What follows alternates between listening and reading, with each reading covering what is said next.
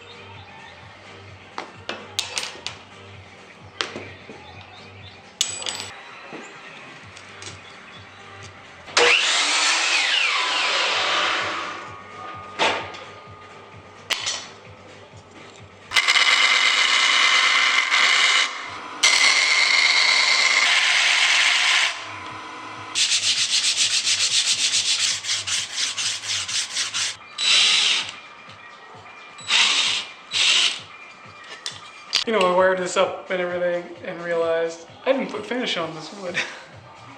So I'm just going to tape this up with some blue tape and spray it with lacquer.